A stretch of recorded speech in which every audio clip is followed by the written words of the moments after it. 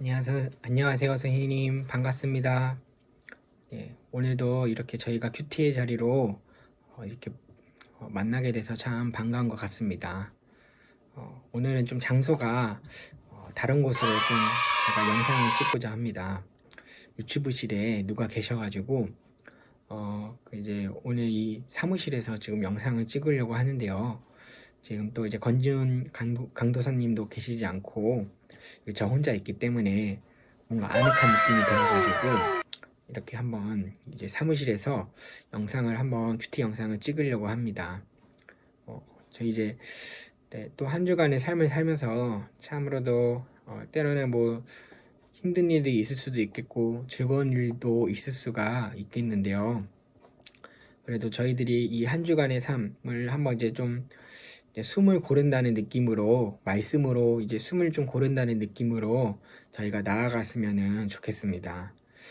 저도 참 때로는 많이 이제 좋은 때도 있고 뭐 지칠 때도 있기도 하고 하는데 뭐 인생이란 것이 또 그런 것 같아요. 네. 그래서 어쨌든 이제 우리가 말씀을 통해서 저희들이 그래도 저희들이 이 경건을 좀 지키면서 그리고 하나님께 좀 더 나아가는 그런 좋은 모습이었으면 좋겠습니다. 네, 그러면은 제가 잠깐 그러면 기도하고 저희 큐티 시작하도록 하겠습니다. 사랑의 하나님, 감사합니다. 저희들이 한 주간의 삶을 지금 이제 살아가고 있는 가정 가운데서 이렇게 하나님을 또한 큐티를 통하여서 생각하게 하시고 또한 하나님 앞에 나아갈 수 있는 귀한 자리를 마련해 주셔서 감사합니다.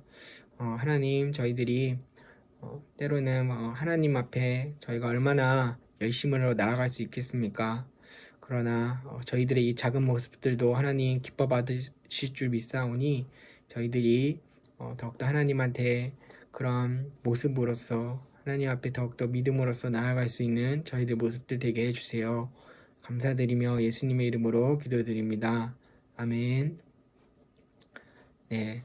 그러면은 오늘도 이렇게 한번 큐티 말씀을 들어가 보도록 하겠습니다. 네. 오늘의 말씀 한번 배경을 살피고 들어가려고 합니다. 저희가 말씀의 배경을 들어가기 전에 예수님에 대해서 한번 좀 생각을 해보면 좋을 것 같아요.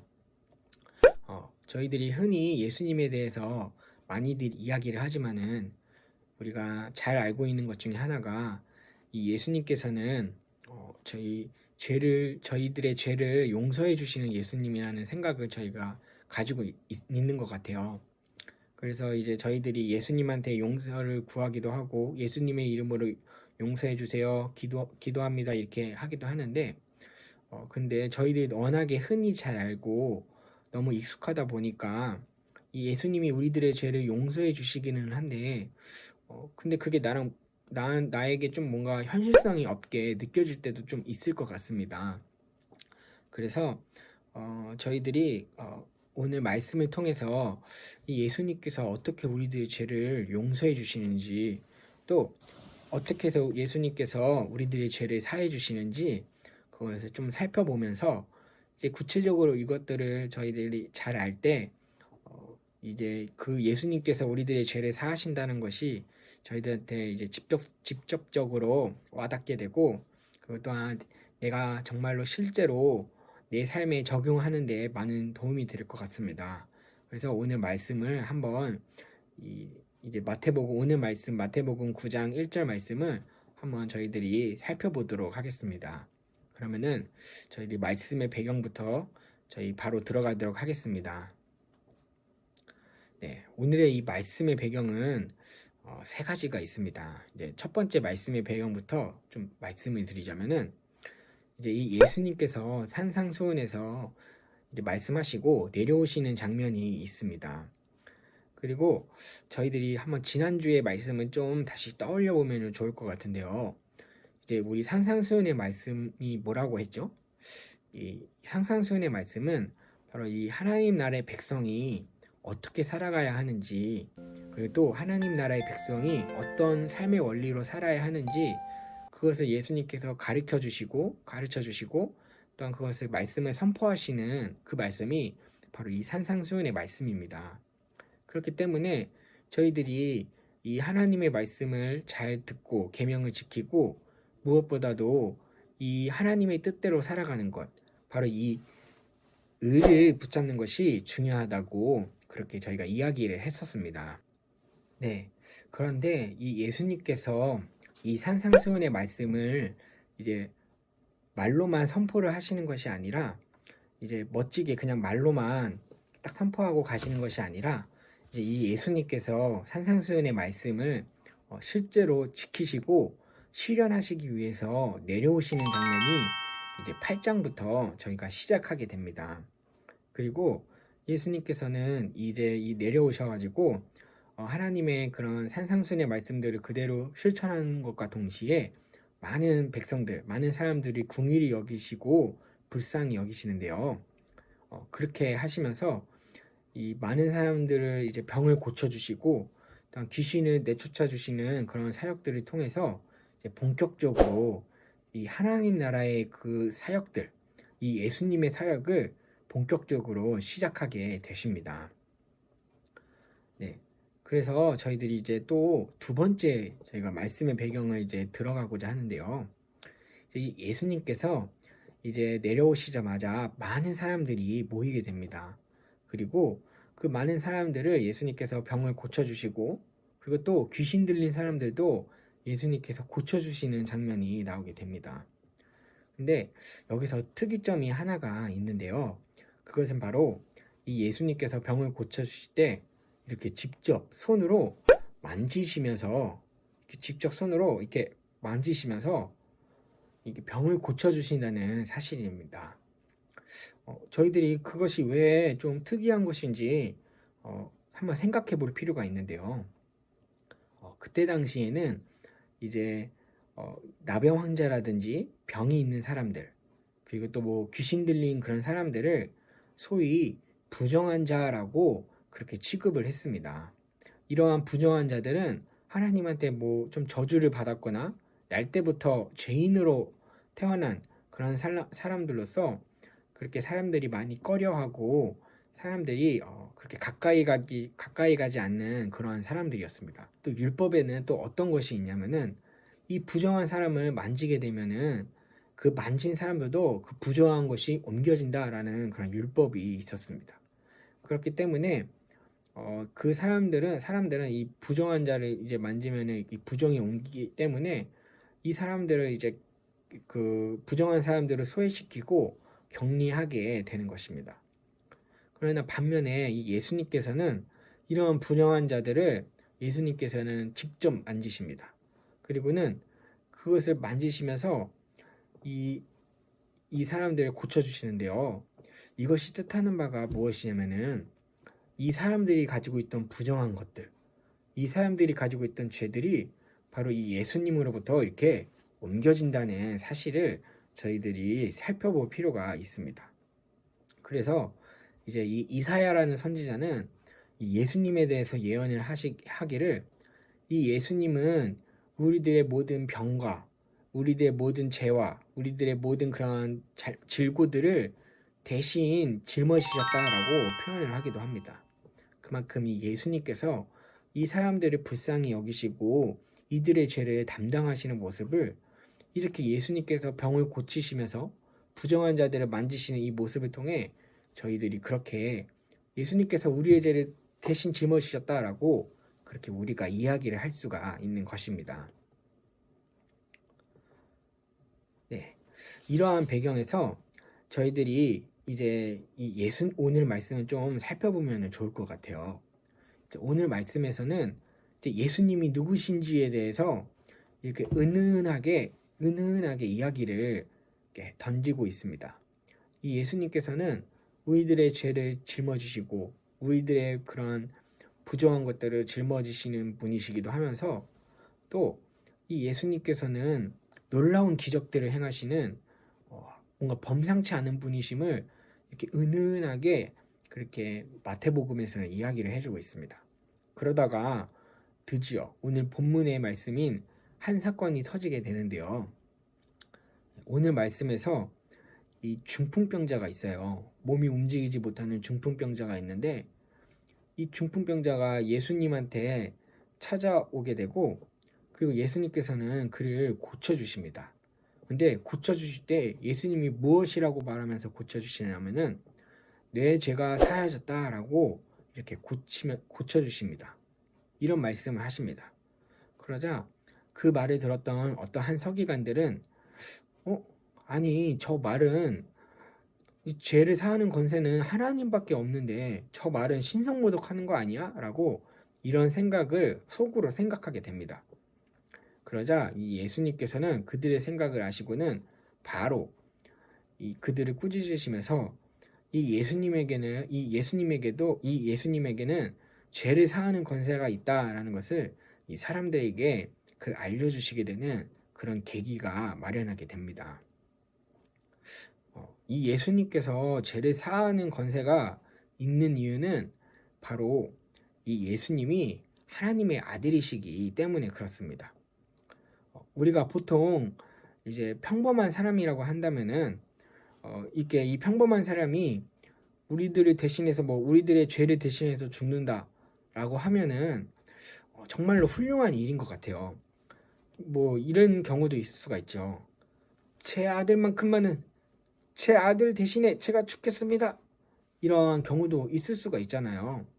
우리가 그런 사람들을 보면은 우리들은 정말 훌륭하다. 정말 성인군자 같다. 아니면은 정말로 대단한 그러한 사랑을 가졌다. 이 정도로 우리가 이야기는 할 수 있을 것 같아요. 그러나 우리가 그 사람을 보고는 와, 저 사람이 우리를 구원해 주었다라고 이야기를 할 수 없는 것은 바로 그 사람은 평범한 사람이기 때문에 그렇습니다.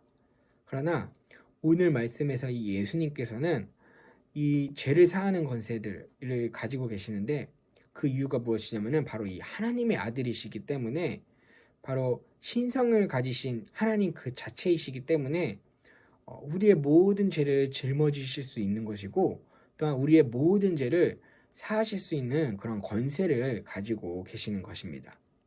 그렇기 때문에 이것은 사람이 행할 수 있는 것이 아니고 오직 하나님의 아들, 바로 이 신성을 가지신 하나님 그 자체이셔야지만이 가능한 일인 것입니다. 그렇기 때문에 이 예수님께서 하나님의 아들이신 것은 굉장히 중요한 그런 말씀의 포인트입니다. 따라서 이 예수님께서 이 하나님의 아들로서 우리들의 죄를 사하여 주시는 분이시기 때문에 저희들이 이 예수님을 믿고 의지해야 될 필요가 있는 것입니다. 네, 그렇다면은 저희가 이제 오늘 본문 말씀을 좀 더 잘 이해하기 위해서 몇 가지 말씀들을 가지고 포인트를 잡도록 하겠습니다. 네, 첫 번째 말씀은 2절 말씀인데요. 제가 한번 읽어보도록 하겠습니다. 침상에 누운 중풍병자를 사람들이 데리고 오거늘 예수께서 그들의 믿음을 보시고 중풍병자에게 이르시되 작은 자야 안심하라 내 죄 사함을 받았느니라. 네, 2절 말씀에서 저희가 좀 유익 있게 봐야 되는 것은 이 예수님께서 그들의 그 믿음을 보셨다고 이야기를 하십니다. 네. 그때 그 많은 사람들이 예수님한테 병을 고침을 받거나 예수님의 그런 기적을 체험할 때 예수님께서는 종종 그들의 믿음을 보셨다고 이야기를 합니다. 근데 정작 그 사람들은 행동을 했거든요. 예수님한테 어떠한 행동을 했는데 예수님께서는 그 행동을 말하는 것이 아니라 그들의 믿음을 보셨다고 이야기를 합니다. 이것이 뜻하는 바는 무엇이냐면은 예수님께서는 뭔가 그 병을 고치기 위해서 또는 예수님의 기적을 체험하기 위해서 어떤 행위가 필요한 것이 아니라 그 행위를 한 그 마음의 근원, 그 마음의 목적, 바로 이 예수님이라면은 나의 죄를, 이 예수님이라면 나의 병을, 이 예수님이라면 나의 문제를 해결해 주실 수 있을 거야. 이러한 믿음을 가지고 찾아온 사람들에게 그들의 그 믿음을 보시고 이제 칭찬을 하시면서 그들의 그러한 문제라든지 그들의 병을 고쳐주시는 예수님의 모습을 볼 수가 있습니다. 오늘 말씀에 나온 이 중풍병자도 아주 오랫동안 죄인 취급을 받았을 것입니다. 아니 저 사람은 뭐 때문에 저렇게 중풍병자로 있어? 하나님이 얼마나 죄인으로 태어나게 하셨으면은 저렇게 있는 거야. 이러한 취급을 받았을 텐데요. 근데 예수님께서는 그 사람에게 일어나 걸어나라 라고 말하는 대신에 내 죄가 사하여졌다라는 말씀을 통하여서 어떻게 보면은 그 사람의 여태까지 받았던 오해들이라든지 또 그 사람이 여태까지 정말로 마음속에 힘들어하고 괴로워했던 나는 정말 죄인일까? 이러한 괴로워하고 있던 그런 것들을 그런 응어리들을 다 풀어주시는 그런 계기가 되었을 것입니다. 바로 이 예수님께서는 이 사람의 그 마음을 보시고 이 마음의 근원부터 이 구체적인 그러한 문제들을 해결하실 뿐만 아니라 바로 이 마음의 근원들도 해결하시는 그런 예수님의 모습을 저희들이 볼 수 있지 않을까 이렇게 생각을 하게 됩니다.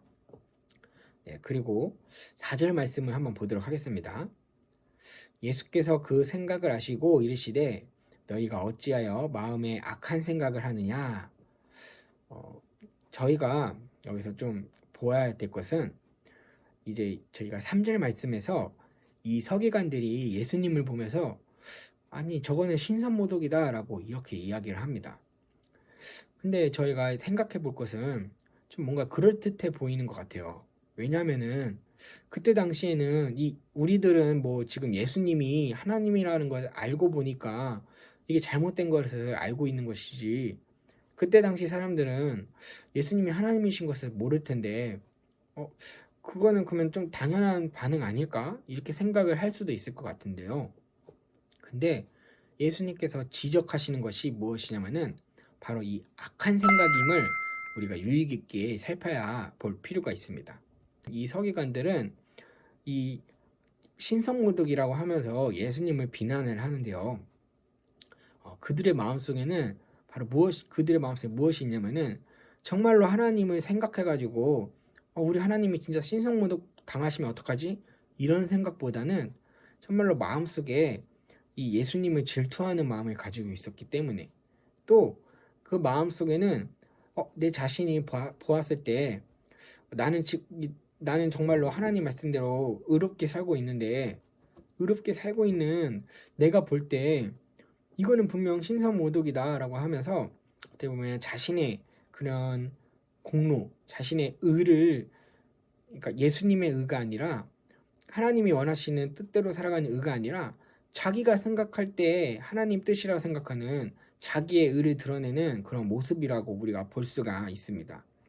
그렇기 때문에 이 예수님께서는 이 사람들의 그런 생각의 중심을 보시고는 이것은 악한 생각이다 라고 그렇게 비판을 하시면서 중요한 것은 무엇이냐면은 이렇게 우리가 번지르하게 겉으로만 이게 말을 돌리는 것이 아니라 그 마음의 근원, 중심을 살펴야 되는 것이 중요함을 우리가 다시 한번 볼 수가 있습니다. 네, 저희 그러면은 8절 말씀 한번 보도록 하겠습니다. 무리가 보고 두려워하며 이런 권능을 사람에게 주신 하나님께 영광을 돌리니라. 네, 아까도 말했다시피 사람들이 이 예수님께서 행하시는 그런 모습들을 보면서 하나님한테 이렇게 영광을 돌리는 모습을 저희들이 보게 됩니다. 근데 이 사람들이 이런 하나님께 영광 돌리는 이 모습이 좀 이렇게 생각하면은 좋을 것 같아요. 막 저희들 가끔씩 하나님이 하셨습니다 하면서 막 이렇게 박수 치기도 하고 그렇게 우리가 하나님께 영광을 돌리기도 하는데